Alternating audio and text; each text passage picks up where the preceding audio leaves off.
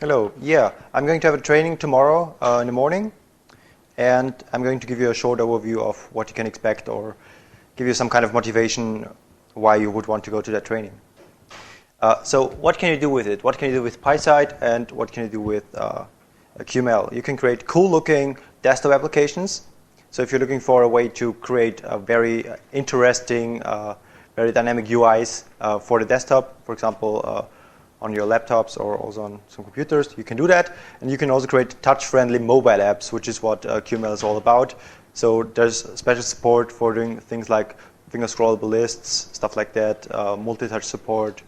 All this is included in QML, and you can define the UI using some declarative language.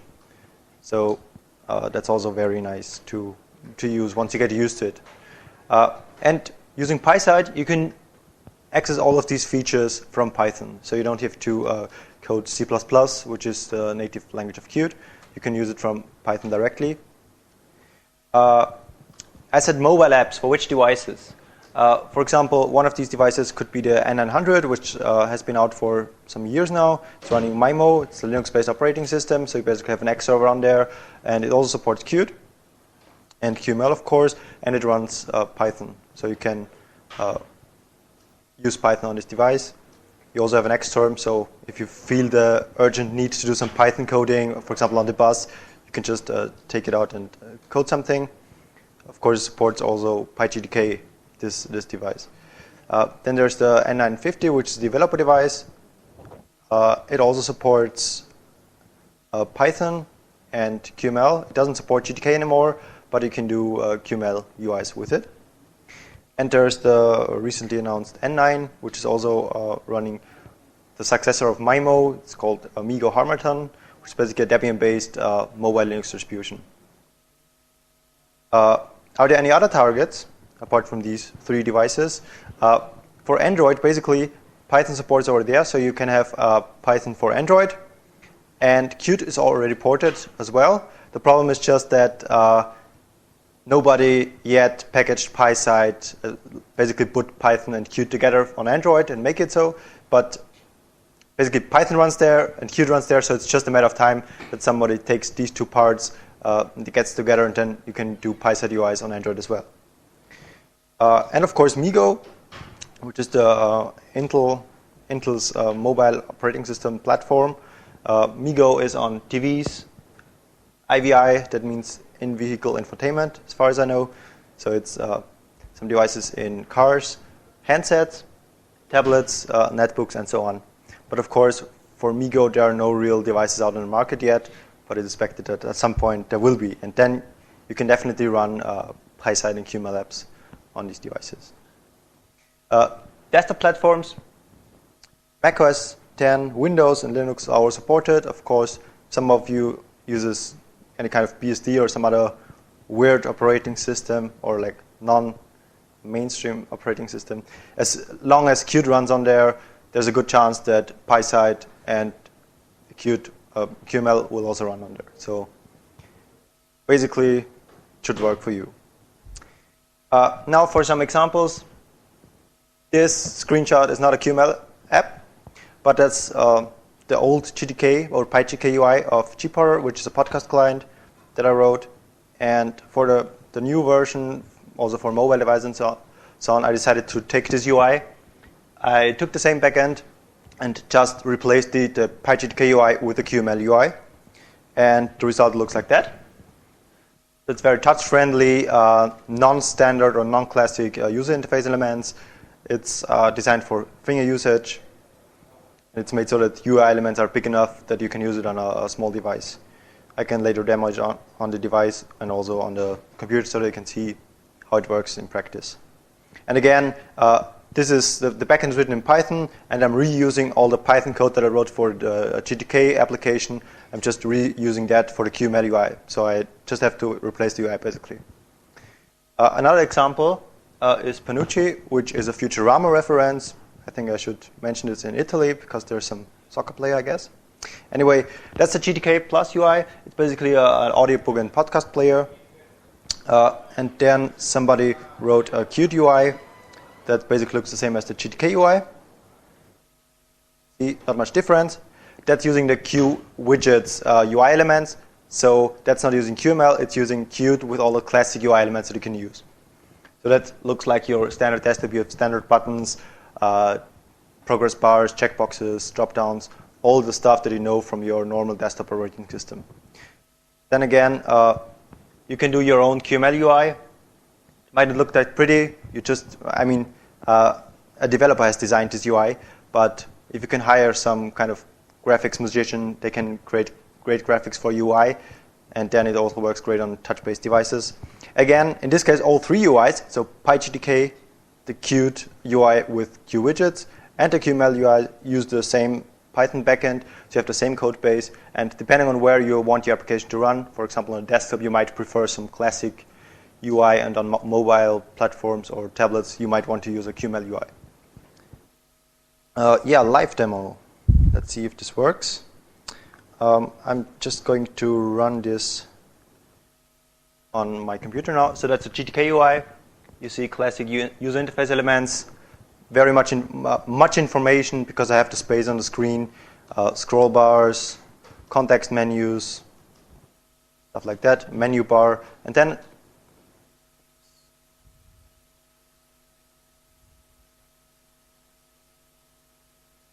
using the same code base, I just have a runtime switch that enables the QML UI. I can have the QML UI. They have a very fluent, very fast user interface. Of course, here there are some different different requirements. For example, I have cool animations. There is no right click because I don't really have a right mouse button with a touch UI, obviously. Cool animations. I can play videos. Play them full screen. All these transitions are mostly done inside the declarative UI. So I just define how the UI behaves. I don't have to take care about doing timers, doing stuff like moving elements around. I just anchor some elements at some points of the screen, and when it changes, then the UI changes also. Also do like audio, get great animations. So most of this stuff already runs in QML. It does not need to call back to Python for most of the stuff except for the data. So all the animations are fluid because they basically run inside C++ or native code. And just for the data and callback, stuff like that, for storing the data that I modified in the UI, I should call back into Python and do stuff. The other application that I showed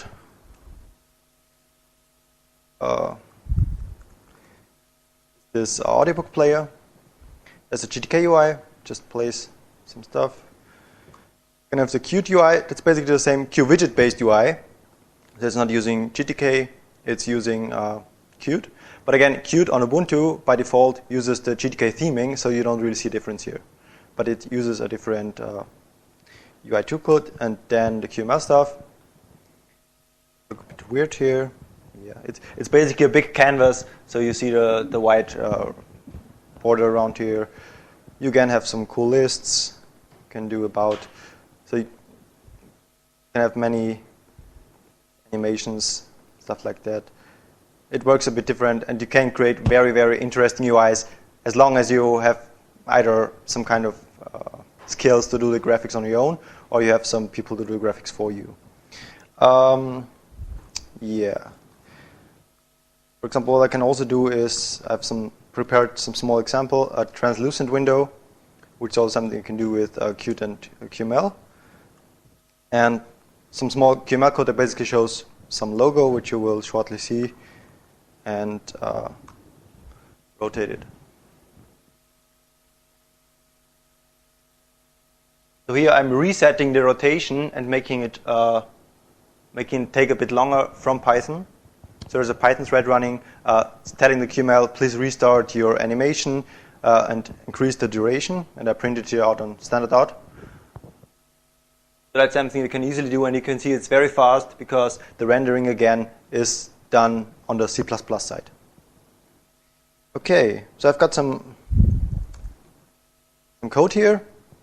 I've got N950 here that I hooked up using a USB, and it's using USB networking. So I can SSH into the device from my laptop. Okay. I'm now connected to the device. I can now copy over the EuroPython logo and the translucent example. Device, SCP, no problem. SSH again into the device. Have a look at what files are in there. I'm going to use the SSH connection to start the example here. And I'm switching to the webcam. Showing this to you here. It's basically running on the device, the same example without any modifications.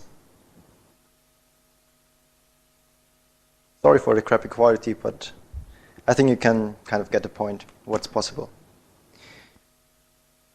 Okay, so.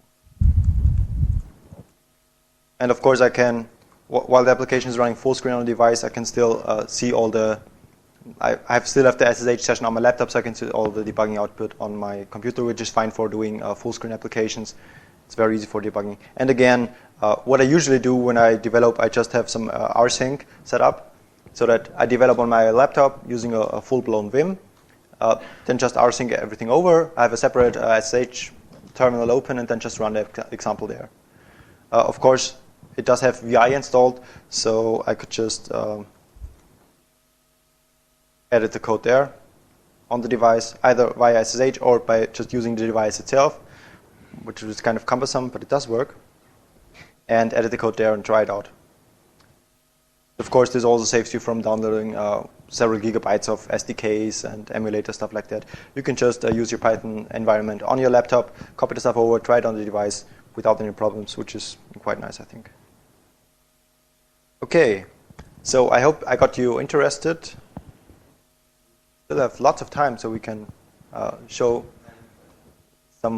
either some questions or some examples. I can try some live coding. Basically, what you should not forget, tomorrow in the morning from 9 to 13 o'clock in the Pizza Margherita room, there's this training session where we're going to kind of try out some of the examples. I get you started, how to develop these applications, how you can install everything is on this URL. So if you have been here for some days, you know that the internet connection is not that reliable, and it could be that depending on which OS you are using, that you have to download some stuff. So please check out the URL if you can today. Download all the dependencies. There's instructions posted there. Oops.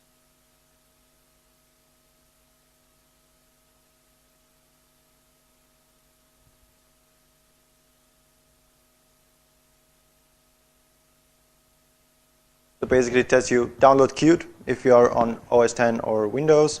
It's optional for Windows because I have been told that the Qt binaries that you need for running these examples are already included in the PySide binaries. On Linux, obviously, if you have a proper distribution that does dependency management, you obviously get all the things you need. Then you can get PySide for your platform. You can either use the binary package on Mac OS 10, Windows, or there's even a Ubuntu PPA to get the latest version of PySide, because it's a very rather new project. If you have another distribution that doesn't have any binary packages, you can use the build scripts, which is basically just a set of scripts to build PySide from source, because there are some components like the binding skit generator and so on. But there's a README file which instructs you how to do it. That's for PySide. Then you can download some example code. For example, the PySide QML examples. You can also try out the Gtk code that I just demoed here. It's all open source and available from this Git repository. And there are some more official PySide examples for you to try out, which is not just QML, but also like the QWidget-based stuff, because PySide obviously also supports the QWidget modules and other modules from Qt. But for the training session, it's just PySide and QML, because I think that's what the interesting part for this training. And there's also a foreign mock PPA if you want to have the Qt Mobility QML components. You need this, for example, for Gtk. So what Qt Mobility QML components provide are, for example, the multimedia stuff. So by default, QML doesn't provide any multimedia stuff like playing videos or playing audio. With the Qt Mobility QML components, you basically just say, I want to have some audio here or some video here. this is the URL of the file, either the local file name or the URL, and QML will take care of loading the file and playing it there, and you can then also set some properties. And if you want, we can try this out tomorrow as well. And there's some short Migo Python tutorial which basically explains the same stuff that we do here in text form. So if you want to be prepared for tomorrow and have many difficult questions, just get on this page. Again, the URL is listed here. And yeah, I think we can start with some questions. And if there's a lack of questions, I can do some more demos. I will leave the URL up here, so just write it down and download the dependency if you're interested in doing the training tomorrow. Any question?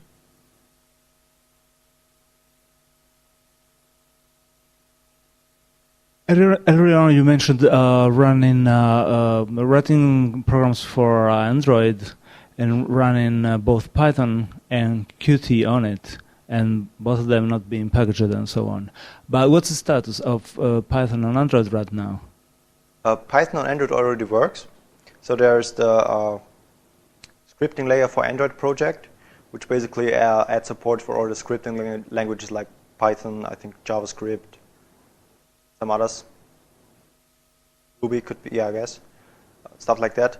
To Android, but basically you don't have really any possibility of doing UIs. You can do stuff like dialogues or progress dialogue, stuff like that. And yeah, you can do HTML views and then communicate from your Python script to HTML view, but that's not something that you might want to do, and it's also probably not as slow as doing some other UI stuff.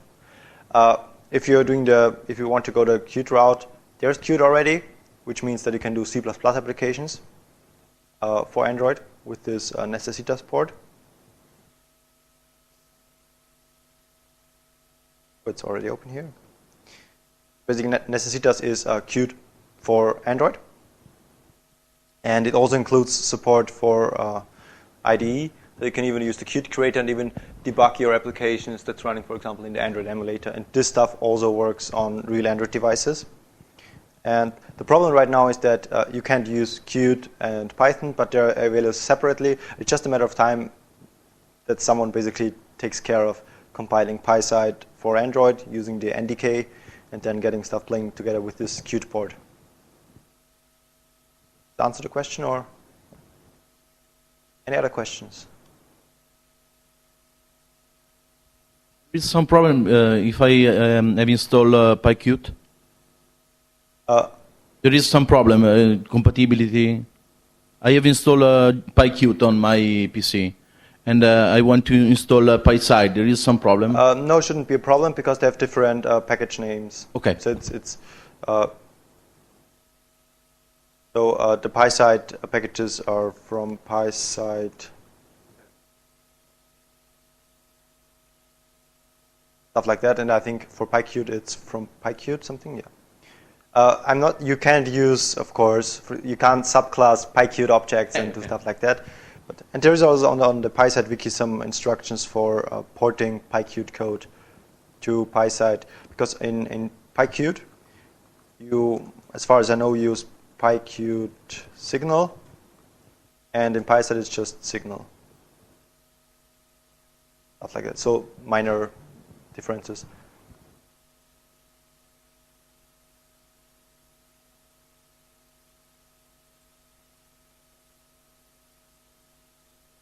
Any other questions? Yeah. What do you think about the Nokia move on Windows Phone 7? I think that there's no future for Migo and so on. So what is the motivation about using this platform with this market which is divided in three pieces, from Apple, Google with Android, and Microsoft with Nokia and so on in the Windows Phone 7? For me personally, you mean? Yes. Well, the thing is, that's the only platform right now where I can easily port between the mobile platform and, for example, your desktop machine. Because for iOS, as far as I know, you basically have to write your application from scratch using all the iOS things. And even if it's possible to port it, you would only have your application on macOS 10. You wouldn't be able to port your iOS application to Windows or Linux.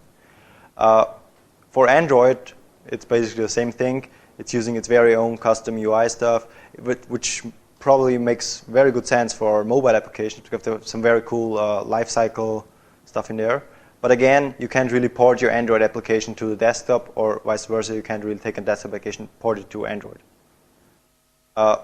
With this, you can easily create basically a Linux desktop application, and with some modifications, for example, you basically have to replace the UI most of the time, but everything else can stay the same. So you have an X server on there, you have a normal shell, you can do SSH into it, which is kind of the thing that I think interesting from a platform. Yeah, it's right that it's kind of sad that they are going a different route. So, but maybe there's some other vendor coming up.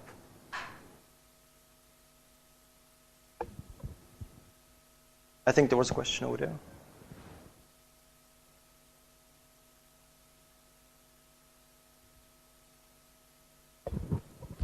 Do you know of any efforts to make bindings for either PySide or PyQt to PyPy? Again? Bindings for PySide or PyQt or even some other GUI to PyPy. PyPy. Oh, I'm not aware of any plans. I've been to the PyPy talk, which has just been in the other room, and they said that they provide some support for CPython C extensions. So yeah, it could be that it just works. I'm not sure. It would be interesting to try out. But then again, most of the time spent in these GUI applications is probably just in the UI rendering, which is done by Qt anyway, in natively compiled code, and you just do some application logic in your Python code most of the time, or reading data, shuffling data around. So I'm not sure if that specific use case benefits from PyPy that much, but I'm not sure. I haven't tried it out, so it could be that it's really great and that we should try to get it there. But yeah, I'm not aware of any plans.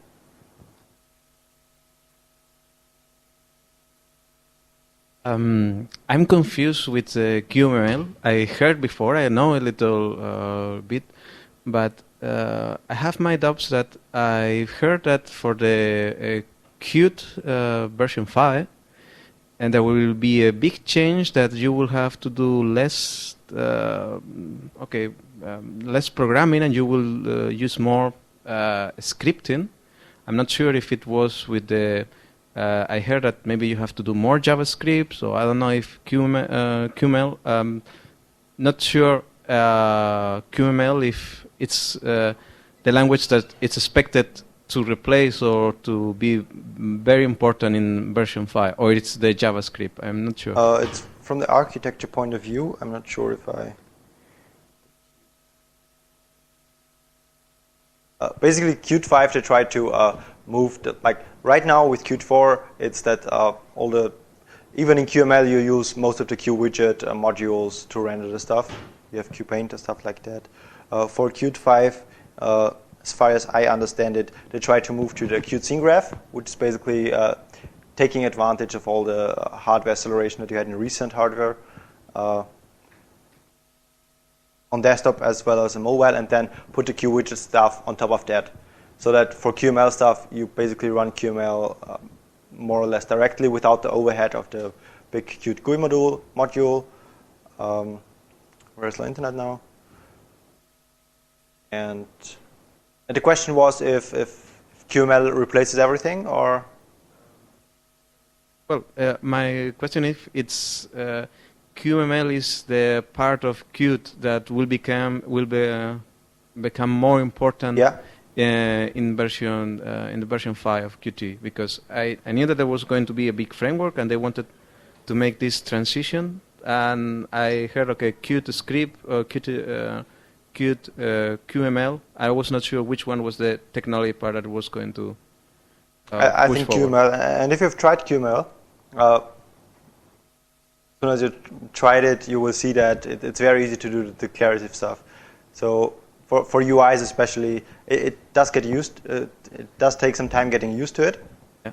So when you come from the classical UI kind of paradigm where you instantiate buttons, then you set the text on buttons, then you do all kinds of different stuff. Just big chunks of code, just dealing with changing the UI and enabling buttons, stuff like that. It's just done in a very declarative way in QML. And there's also, as far as I know, a QML desktop widgets.